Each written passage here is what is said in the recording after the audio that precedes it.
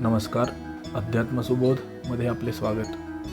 प्रभाते मनी राम चिंतित जावा, पुढे वै खरी राम आधी वदावा.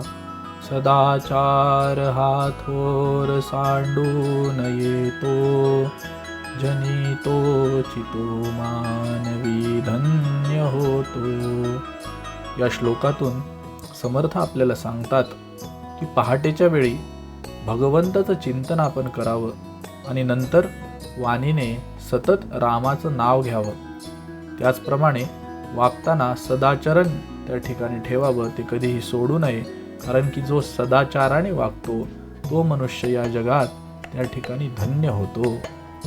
जय जय रघुवीर समर्थ. धन्यवाद.